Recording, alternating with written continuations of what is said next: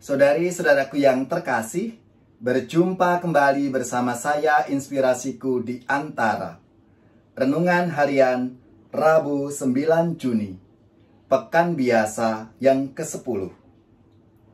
Semoga kita bersama keluarga, orang-orang yang kita cintai, selalu dalam keadaan baik, sehat, dan bersemangat. Saudari-saudaraku yang terkasih, marilah kita mengawali renungan kita dengan tanda kemenangan Kristus. Dalam nama Bapa dan Putra dan Roh Kudus. Amin. Allah Bapa yang Maha Kuasa, karya-Mu tetap terlaksana hingga kini. Buatlah kami semakin mengerti dan memahami bahwa kami tak dapat bertindak atas kesanggupan kami sendiri, melainkan semuanya karena karya-Mu. Dengan pengantaraan Yesus Kristus, Putra-Mu, Tuhan kami, yang bersama dengan Dikau dalam persatuan Roh Kudus, hidup dan berkuasa, Allah sepanjang segala masa. Dalam nama Bapa dan Putra dan Roh Kudus. Amin. Saudari-saudaraku yang terkasih, inspirasi kita hari ini dari Injil Yesus Kristus menurut Matius, bab 5, ayat 17-19. Marilah kita bersama-sama membaca dan merenungkan sabda Tuhan. Dalam khotbah di bukit, Yesus berkata, "Janganlah kalian menyangka bahwa aku datang untuk meniadakan hukum Taurat atau kitab para nabi. Aku datang bukan untuk meniadakannya, melainkan untuk menggenapinya. Karena aku berkata kepadamu, sungguh, selama belum lenyap langit dan bumi ini, satu iota atau satu titik pun tidak akan ditiadakan dari hukum Taurat, sebelum semuanya terjadi.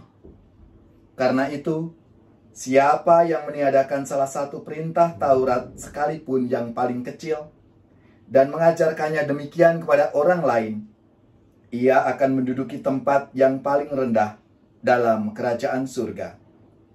Tetapi siapa yang melakukan dan mengajarkan segala perintah Taurat, ia akan menduduki tempat yang tinggi dalam kerajaan surga." Demikianlah Injil Tuhan. Terpujilah Kristus. Saudari-saudaraku yang terkasih, apa kabar semuanya? Semoga kita selalu dalam keadaan baik, tetap sehat, dan bersemangat. Saudari-saudaraku yang terkasih, kalau kita bicara tentang hukum Taurat, itu memberi kesan yang sangat legalistis.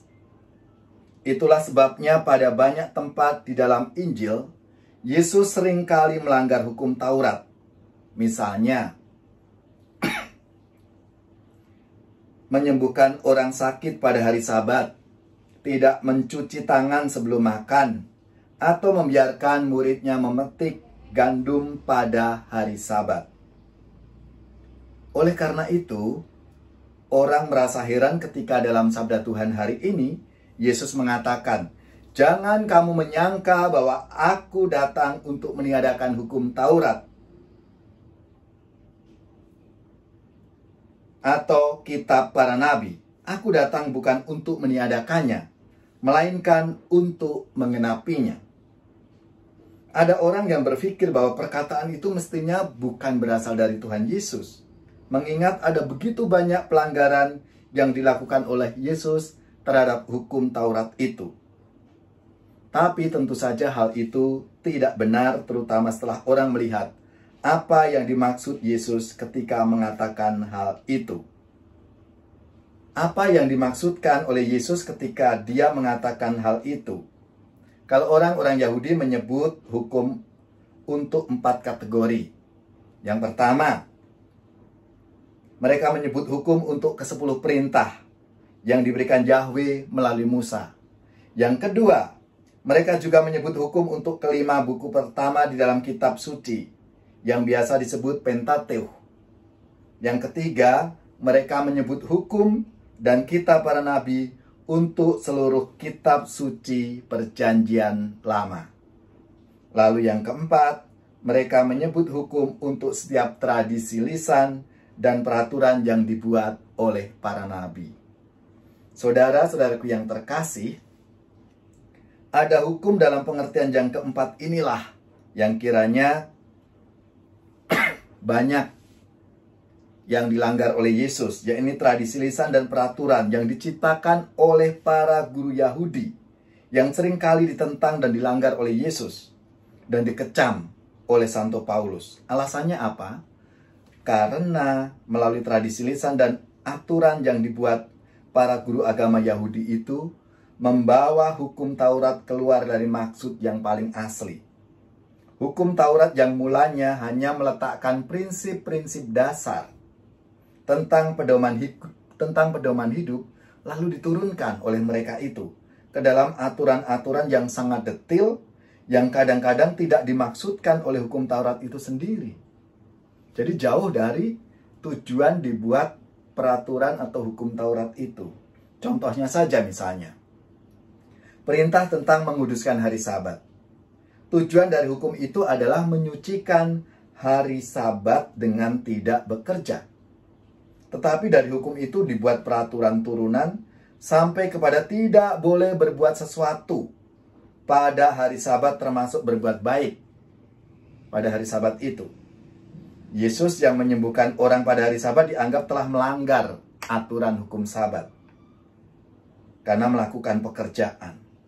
Menulis juga tidak diperbolehkan pada hari Sabat karena menulis adalah pekerjaan, dan banyak contoh lain lagi, di mana prinsip-prinsip dasar itu diturunkan kepada aturan-aturan yang justru bertentangan dengan prinsip-prinsip dasar hukum itu. Saudari-saudaraku yang terkasih, ketika dalam sabda Tuhan hari ini Yesus mengatakan bahwa Dia datang untuk mengenapinya, untuk menyempurnakan hukum Taurat, maka yang dimaksudkannya adalah Yesus datang untuk mengembalikan hukum Taurat kepada substansi atau intisarinya. Intisari hukum Taurat ada dalam kitab Ulangan dan kitab Imamat. Misalnya dikatakan dalam kitab Ulangan, "Dengarkanlah hai orang Israel, Tuhan itu Allah kita, Tuhan itu Esa.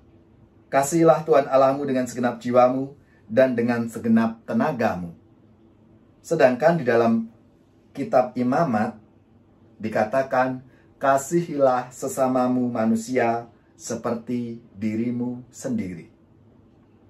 Saudara-saudariku yang terkasih, Yesus menyempurnakan hukum kasih itu dengan menerangkan siapa yang dimaksudkan dengan sesama, yakni semua orang dan bukan cuma orang-orang Israel saja. Maka saudari-saudaraku yang terkasih, melalui sabda Tuhan hari ini, Yesus ingin menunjukkan kepada kita semua cara menginterpretasikan hukum secara tepat.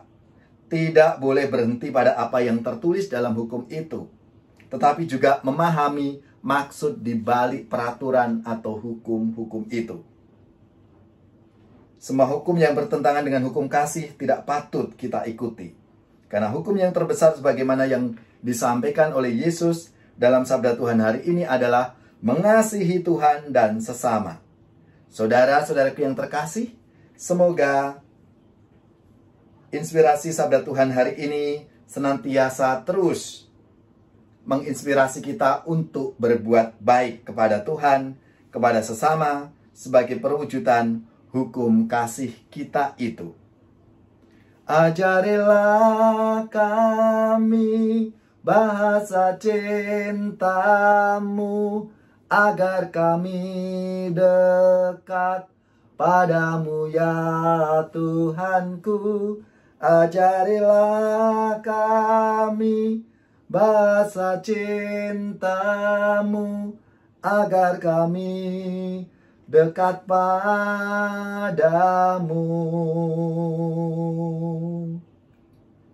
Saudari-saudaraku yang terkasih, marilah kita mengakhiri inspirasi kita hari ini dengan mohon berkat Tuhan. Semoga saudari-saudara sekalian, keluarga-keluarga, orang-orang yang kita doakan, mereka yang sakit, yang menderita, seluruh tugas, belajar, pekerjaan, usaha, serta karya pelayanan kita, dibimbing, dilindungi, dan diberkati oleh Allah yang Maha Kuasa, Bapa, Putra, dan Roh Kudus. Amin.